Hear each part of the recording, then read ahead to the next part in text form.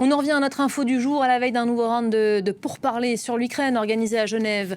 Plein phare donc sur cette mini-tournée de Marco Rubio en Europe. Après avoir tenté d'apaiser à Munich les tensions avec ses homologues européens, le chef de la diplomatie américaine évolue désormais aux côtés des gouvernements amis. À Bratislava hier, à Budapest aujourd'hui, il achève cette brève visite en Europe centrale. Depuis hier chez les Hongrois, il redit le plein soutien de Washington à Viktor Orban. Je vous propose d'écouter tout de suite cette dernière séquence qui avait lieu à la mi-journée, cette conférence de presse entre les deux hommes. Écoutez. Cette connexion que vous avez établie avec Donald Trump a fait toute la différence en ce qui concerne les relations de nos pays, ainsi que pour ce qui est de la faire grandir. C'est pour ça que je peux vous dire avec certitude que le président Trump est profondément attaché à votre réussite, car votre réussite est notre réussite, parce que la relation que nous avons ici en Europe centrale à travers vous est tellement essentielle pour nos intérêts nationaux dans les prochaines années. J'ai assuré au secrétaire d'État Marco Rubio que la Hongrie continue de soutenir les efforts des États-Unis pour la paix en Ukraine. Le président américain fait tout pour assurer la paix dans la guerre entre Russes et Ukrainiens. Et je dois redire que si Donald Trump avait été président des États-Unis avant, cette guerre n'aurait jamais commencé. On va la retrouver tout de suite à Budapest, Florence Labruyère, qui est la correspondante de France 24 et RFI. Bonjour Florence, on vient d'entendre des morceaux choisis de cette conférence de presse qu'on va sûrement en retenir. C'est ce soutien évidemment réaffirmé de Washington à Viktor Orban. Oui, absolument. Et la visite de Marco Rubio intervient 3 jours avant le voyage de Viktor Orban à Washington. Viktor Orban va se rendre à la première session inaugurale du Conseil de la paix de Donald Trump. Et vraiment, les relations entre les deux pays n'ont jamais été aussi bonnes. C'est ce qu'a déclaré Viktor Orban tout à l'heure. Et c'est exact. Autant les relations étaient tendues sous l'administration Biden, autant tous les nuages se sont dissipés avec l'arrivée de Donald Trump au pouvoir. Alors la visite de Marco Rubio avait surtout un but économique. Des accords ont été signés, des accords sur l'énergie, parce que Donald Trump, vous le savez, essaye de pousser les différents pays du monde à diminuer leurs importations de gaz et de pétrole russe pour essayer de pousser Moscou vers la signature d'un accord de paix.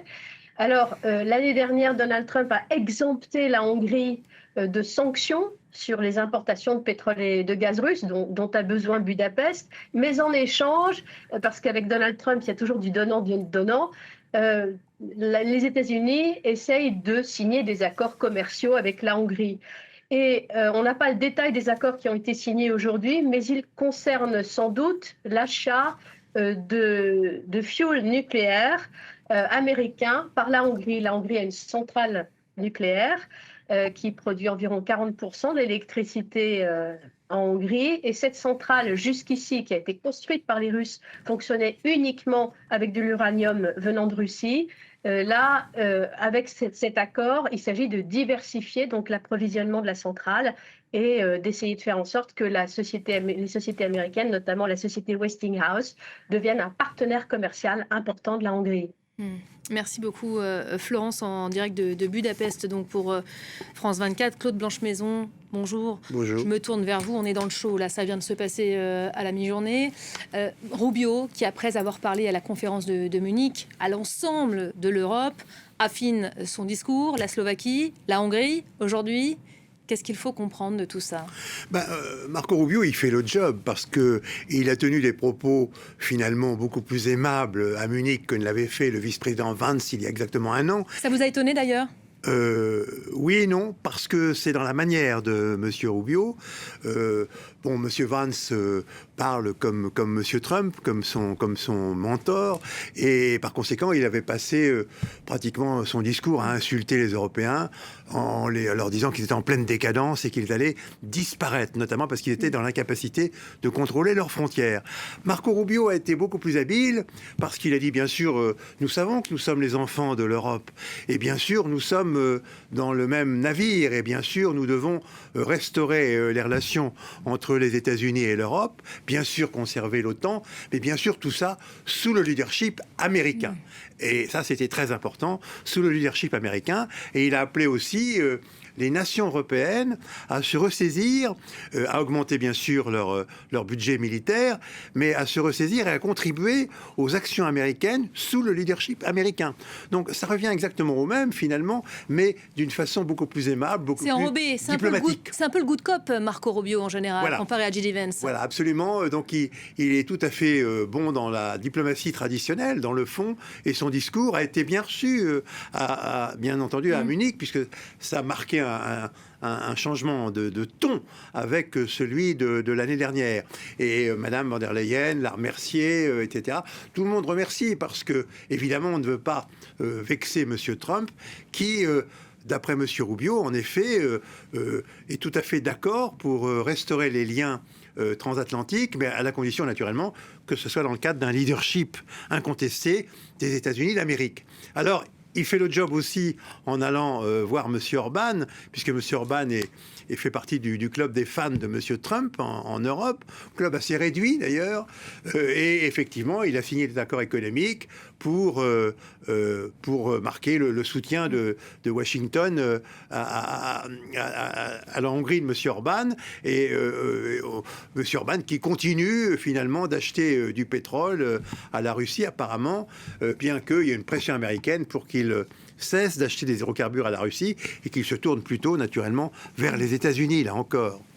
Il fait le job, vous dites, et certes, il aura réussi dans un premier temps à détendre les Européens après les mots qu'il aura prononcés. Mais on a quand même le sentiment que depuis ce discours de Munich, l'Europe se divise sur l'interprétation qu'il faut faire des mots du chef de la diplomatie. Est-ce qu'il s'agissait d'un discours de réconciliation transatlantique ou plutôt d'une version light enrobée de sucre, de la même détestation de l'Union européenne telle qu'elle existe par l'administration Trump aujourd'hui? Je pense que c'est plutôt le deuxième partie de votre alternative, la deuxième branche du choix que vous nous proposez, parce qu'en effet, Marco Rubio a fait quand même l'apologie de la restauration de la force des États de l'Union européenne, pas de l'Union européenne en tant que telle. L'Union européenne reste quelque chose que Trump déteste par nature, par essence, et donc il faut que ce soit les États qui reprennent le contrôle de leurs frontières, qui augmentent leurs dépenses de défense, et l'Union européenne en tant que telle, naturellement, n'a pas de dépenses de défense. Donc il s'agit bien de la compétence des États. Alors, il a tenu ce discours, et je crois qu'il est resté dans les clous du Trumpisme, mais en faisant un discours enrobé, comme vous l'avez dit tout à l'heure, plus facile à écouter pour les Européens, et aussi plus séducteur pour les Européens, pour peut-être capter ceux qui sont entre les deux. Justement, c'est ce que j'allais vous dire. Dans le contexte là, que l'on est en train de vivre, parce qu'il y a un nouveau round de pourparlers qui va débuter demain à Genève, est-ce que c'est la bonne carte à sortir, Rubio, auprès des Européens? Les Européens qui sont quand même mis à l'écart des négociations, des discussions. Pourquoi pas? Il y a eu deux bonnes nouvelles ces jours-ci. La première bonne nouvelle, c'est que la réunion a lieu demain, mais à Genève, puisqu'il s'agit de l'Ukraine et de la sécurité en Europe. C'est bien que ce soit à Genève plutôt qu'ailleurs, me semble-t-il. Ça, c'est une avancée? Oui, me semble-t-il. C'est un signe, en tout cas. Et puis, deuxièmement, celui qui s'est exprimé immédiatement après Marco Rubio, c'est Wang Yi, c'est-à-dire le ministre des Affaires étrangères de la Chine. Et Wang Yi, il a été, à mon sens, formidable. Il a dit dans son discours, pas dans les réponses aux questions qui ont été posées après, mais dans son discours, bien entendu, il s'agit de la sécurité de l'Europe dans ces discussions, et il faudra que le moment venu, il a dit « in due course, in due time », dans la traduction qui a été donnée sur les télévisions, il faudra que l'Europe soit à la table de négociation, sinon aucun accord de paix ne sera applicable, puisque ça concerne les Européens. Ce qui est quand même assez nouveau, ça, dans les discours, parce qu'on voit les Européens depuis des mois s'acharner pour essayer de faire entendre leur voix, ne serait-ce que pour être assis autour de la table. Vous avez vraiment le sentiment c'est pas si nouveau ça, parce que c'est pas si nouveau ça, parce que c'est ce que tous les Asiatiques nous disent. Alors ils le disent pas en public, mais ils le disent par les canaux diplomatiques. Il serait tout à fait normal que les Européens soient à la table de négociation. Et là, pour la première fois, il l'a dit en effet dans une enceinte qui est une enceinte publique relayée par toutes les télévisions du monde. Et ensuite, il a été interrogé, c'était encore mieux, par l'inventeur du forum de Munich, et qui lui demandait, mais il lui a dit, il y a 4 ans, vous étiez là, dans le même fauteuil, devant moi, et il y a 4 ans, vous avez rappelé l'attachement de la Chine à l'intégrité territoriale des États telle qu'elle existe dans la déclaration des frontières à l'ONU pour tous les États qui font partie de l'ONU. Est-ce que vous seriez prêt aujourd'hui à répéter cette déclaration? Et Wang Li a répondu oui. Et il a détaillé, il a dit mais oui, mais bien sûr, la Chine considère qu'il faut respecter le droit international. Elle considère que la souveraineté des États est un élément essentiel, que la garantie de l'intégrité territoriale des États est un autre élément essentiel. Alors bien entendu, il n'a pas prononcé le mot Ukraine, il n'a pas prononcé le mot Chine, il n'a pas prononcé le mot Russie, et il n'a pas prononcé le mot Poutine. Parce qu'en Asie, on considère que c'est inutile de s'attaquer à Poutine personnellement, mais sur le fond, on considère que l'intégrité territoriale est un principe qu'il faut respecter. Et maintenant, on sait également, puisqu'il a dit publiquement, que la Chine veut que les Européens soient à la table. Ce qui veut dire que la négociation qui va avoir lieu demain après-demain n'a pas grand sens. Et il a raison, monsieur Wang Li. Elle ne peut pas mener très loin, puisqu'une partie des gens concernés ne sont pas à la table de négociation. Alors ça pose un autre problème, c'est comment doit être représentée l'Europe à cette table de négociation. Et par qui? Parce que ça, c'est un sujet. Quand on voit Orban d'un côté... Monsieur Wang Yi ne se prononce pas là-dessus, c'est l'affaire des Européens. Alors c'est compliqué parce qu'il faudra pas forcément que ce soit les institutions européennes, il faudra qu'il y ait les Européens qui comptent, c'est-à-dire les Anglais, les Allemands, les Français, bien sûr, mais aussi les Anglais. Il faut donc qu'il y ait les 2 membres permanents du Conseil de sécurité, donc c'est hors institution. Il faudra qu'il y ait une représentation ad hoc. On en avait inventé une lorsqu'on a fait la négociation nucléaire avec les Iraniens, où il y avait en effet les Français, les Allemands, les Anglais, puis il y avait aussi les institutions européennes, mais qui étaient là un petit peu sur un strapontin. Probablement, il faudra pratiquer de la même manière. Il faudra qu'il y ait une sorte de directoire européen compétent et en mesure de peser dans la discussion, notamment sur le plan militaire, sur le plan des garanties militaires à donner à l'Ukraine après le cessez-le-feu. Voilà, on n'y a encore pas du tout, à cela.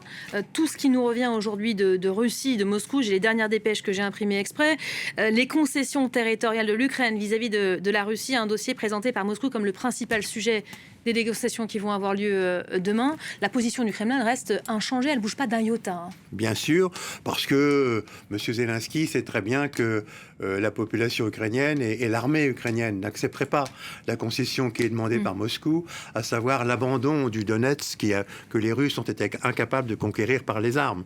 En plus, c'est une partie du territoire qui est fortifiée, qui commande l'accès à des plaines qui sont plus à l'ouest, et effectivement, pour Kiev, il n'est pas question d'abandonner ce territoire que l'armée russe n'a pas été capable de conquérir. J'ajoute que Moscou redouble de bombardements sur la ville d'Odessa, et que pour Moscou, qui ne le dit pas, Odessa est un objectif très important parce que ça commande l'accès à la mer Noire pour l'Ukraine, l'accès des drones qui vont contre les bateaux de guerre russes en mer Noire, mais aussi port de l'écoulement des céréales ukrainiennes. Par conséquent, c'est pas fini, ça va encore durer un certain temps. Le format qui a été le format de Abu Dhabi et qui sera le format de Genève demain et après-demain n'est pas le bon format. Il manque un certain nombre de participants. Il manque les Européens, comme j'ai dit, les Britanniques qui sont européens et probablement aussi les Turcs qui commandent les détroits de la mer Noire. J'aimerais qu'on regarde un instant, Claude Blanche-Maison, ce qui se passe sur le terrain, parce que quand on parle diplomatie, c'est toujours bon de se rattacher à ce qui se joue sur le front. La guerre qui se poursuit en Ukraine, épuisée bien sûr par les attaques russes incessantes. Malgré les annonces du Kremlin, plusieurs études estiment que la progression russe reste lente et coûteuse aujourd'hui, tant sur le plan humain qu'économique. Les précisions tout de suite de Noémie Roche. Encore sous le choc, les employés de ce centre pour enfants handicapés sont venus déblayer et constater les dégâts. Le centre médical de la ville, situé au nord du pays, a été touché par une frappe russe dans la nuit de samedi à dimanche. Aucune victime n'est à déplorer, mais le bâtiment récemment rénové a subi de gros dégâts. Vers 23h40, j'ai entendu une explosion. J'ai eu peur, bien sûr, mais tout allait bien à la maison. Puis mes voisins ont appelé et ils m'ont dit « Votre centre d'accueil est en feu ». Traumatisante pour la population, ce type d'attaque ne cesse de s'intensifier contre les villes et les infrastructures ukrainiennes. Selon un rapport de chercheurs britanniques, les frappes de missiles et de drones ont eu lieu presque chaque nuit en Ukraine en 2025 et se sont poursuivies en 2026, privant des millions de personnes d'un accès stable à l'électricité, au chauffage et à l'eau. Le nombre de victimes civiles ukrainiennes a ainsi bondi de 26% en 2025. Pendant ce temps, Moscou met en avant ses avancées militaires. En 2 semaines, en février, malgré des conditions hivernales sévères, les forces combinées et les unités militaires du groupement interarmé ont libéré 12 localités. Plus de 200 km² de territoire sont passés sous notre contrôle. Des gains territoriaux à relativiser. Dans une étude publiée fin janvier, le Center for Strategic and International Studies explique que l'armée russe avance remarquablement lentement sur le champ de bataille. Depuis début 2024, celle-ci n'aurait conquis que 1,5% du territoire ukrainien. Des gains modestes pour un coût élevé. Même si elle ne s'est pas effondrée, l'économie russe montre des signes de tension à cause de la guerre. Selon cette même étude, la croissance économique aurait ralenti à 0,6% en 2025. Le coût humain de la guerre, enfin, est lui aussi très lourd. Les pertes de l'armée russe seraient 2 à 3 fois et demie supérieures à celles de l'armée ukrainienne. Voilà, je voulais qu'on s'arrête sur ce qui se passe sur le terrain et m'adresser aussi à l'ancien ambassadeur de France que vous avez été en Russie. Il y a les discours, les narratifs russes, et puis il y a ce qui se passe réellement, concrètement, factuellement sur le terrain. Cette armée russe, malgré tout, elle a du mal à avancer. Elle bombarde de façon incessante les Ukrainiens, mais sur le terrain, ses positions restent quasi inchangées ces derniers mois. Oui, alors on a vu le général Gerasimov, le chef d'état-major, qui naturellement tient le langage habituel russe, voire soviétique, c'est-à-dire l'armée fait des progrès suivant les plans, toujours, bien entendu, mais la réalité est assez différente. Les progrès sont dans le fond extrêmement lents, voire insignifiants, les pertes sont considérables, et puis effectivement, on vise des objectifs civils pour l'essentiel, c'est-à-dire des infrastructures énergétiques, et puis carrément des logements de civils. Et par conséquent, on cherche délibérément à terroriser la population pour l'amener d'une manière ou d'une autre, à demander la fin des combats, c'est-à-dire la capitulation. C'est l'objectif poursuivi par ces bombardements sauvages de civils qui sont contraires à toutes les lois internationales. Et l'hiver est encore long là-bas. L'hiver long et le plus rude depuis le début de cette guerre qui va bientôt entrer dans sa 5e année. Il a fait pendant plusieurs semaines moins 20 degrés. Ça, c'est la réalité. Et il fait très froid et il y a en effet beaucoup de logements qui ne sont plus du tout chauffés parce qu'il n'y a plus d'électricité, que le chauffage par quartier, comme c'est le cas dans toutes les villes anciennement soviétiques, chauffage collectif par tuyau d'eau chaude, en effet ne marche plus. Et par conséquent, les gens risquent de mourir de froid. Cette nouvelle façon de faire la guerre, parce qu'on utilise aujourd'hui, on le répète assez souvent dans ce Paris Direct, que la Russie aujourd'hui utilise l'hiver comme une arme contre les Ukrainiens et espère justement capitaliser sur ces mois extrêmement éprouvants pour les civils, mais aussi l'armée. Est-ce que vous y voyez le signe d'une armée russe quand même affaiblie, qui elle aussi compte les mois, compte les années? Oui, sans doute, mais comme vous le savez, le Kremlin a monté un système qui fait que d'abord on paie les gens pour aller au front, et puis ensuite on paie les familles lorsqu'il y a des morts, lorsqu'il y a des disparus, et par conséquent, dans le fond, dans des parties assez reculées de la Russie, où le niveau de revenu est très faible, les gens, dans le fond, acceptent cette situation. Ils font contre mauvaise fortune bon cœur. Ce qui risque de changer la donne, c'est en effet dans les prochains mois la dégradation de l'économie, comme on l'a dit dans votre sujet. Alors cette dégradation, elle est encore lente. Les chiffres sont illusoires puisque ce qui marche, c'est simplement l'économie militaire, le complexe militaro-industriel, qui dope un peu les chiffres de la croissance. Qui a tourné à plein régime en 2025, voilà, il faut le dire. Jour et nuit. Puisqu'il n'y a pas de limite, puisque c'est un système d'État et qui peut fonctionner à plein régime. Il commence à avoir des problèmes de recrutement de personnel qualifié, donc là aussi il y a des limites. Et puis pour le reste, on sait que la gouverneure de la Banque centrale, qui était autrefois, moi quand je l'ai connue, elle négociait l'adhésion de la Russie à l'Organisation mondiale du commerce, et elle était plutôt une bonne économiste. Donc elle sait bien, elle, que l'économie russe va à sa perte. Mais elle ne peut pas le dire, parce que sinon elle ne serait plus demain matin au poste qu'elle occupe et qu'elle reste fidèle naturellement à Poutine. Mais c'est vrai que des taux d'intérêt très élevés font que dans le domaine de l'économie civile, il ne se passe plus rien, puisqu'il n'est plus possible d'avoir des prêts, et donc tout est à l'arrêt, pratiquement. On le voit dans le domaine automobile, on le voit dans d'autres domaines où plus rien ne se passe. Où tout l'économie Noémie est à Roche l'arrêt. faisait état dans son sujet il y a quelques instants d'un début de tension au sein de la société civile russe. Est-ce que ça, la situation économique, ça pourrait devenir le caillou dans la chaussure de Vladimir Poutine? Alors, ça prend du temps à s'installer, à venir, mais une fois que ce sera concret et assumé aussi par les Russes. Malheureusement, elle a eu l'habitude de subir beaucoup de choses, et pour le moment, elle subit. Alors on comptait un petit peu sur les oligarques, inventés par Yeltsin puis par Poutine, mais les oligarques, ils ont peur. Ils ont peur parce que s'ils disent quelque chose, ils sont évidemment contre la poursuite de cette guerre, pour la plupart d'entre eux. Mais s'ils le disent publiquement, eh bien, ils devront s'exiler ou aller en prison. Quand on voit les accusations qui sont proférées contre le Kremlin ces dernières heures, l'empoisonnement d'Alexei Navalny réfuté avec force évidemment. Très sophistiqué, parce qu'avec un poison qui vient d'Amérique latine, avec des grenouilles très spéciales, etc. Ça veut dire qu'en effet, le FSB a toujours ses laboratoires très élaborés, très sophistiqués pour fabriquer des poisons. Le dernier rapport du renseignement estonien a rendu public mardi 10 février que Moscou avait produit plus de 7 millions de munitions l'an passé. On parlait de ce complexe militaro-industriel qui a tourné en plein régime l'année passée. Est-ce que finalement, donc il a produit en un an 17 fois plus qu'au début du conflit en Ukraine, est-ce que la Russie n'est pas en train de préparer sa prochaine guerre, faire la paix avec l'Ukraine pour Moi, mieux je crois attaquer qu'elle est ailleurs? surtout en train de devenir une économie strictement militaire et qui aura beaucoup de mal à se reconvertir. Alors c'est peut-être ça, en effet, qui revient à ce que vous dites. D'ailleurs, c'est que Poutine, pour se maintenir au pouvoir, a peut-être besoin maintenant de sa machine de guerre, d'une machine de guerre.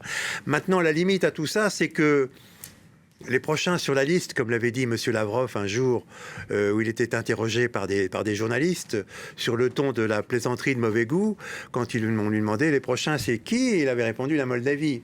Bon, bien sûr, parce que c'est un pays très faible et qui n'est pas dans l'OTAN. Et puis pour ce qui est de la Géorgie, c'est déjà fait par les moyens électoraux, par les trucages électoraux. Moi, je doute actuellement que l'armée russe ait les moyens de s'attaquer directement à un pays de l'OTAN. Il peut y avoir des actions de guerre hybride, bien entendu. C'est déjà le cas d'ailleurs. Mais s'attaquer avec des moyens militaires directement à l'OTAN, je ne suis pas sûr que l'armée russe soit prête à prendre ce risque. Ce serait une autre étape évidemment redoutée par les Européens et l'OTAN. Merci beaucoup Claude Blanche-Maison, merci d'avoir été l'invité de l'info du jour. Restez évidemment avec nous, on va se retrouver dans quelques instants pour le journal de Paris Direct. À tout de suite.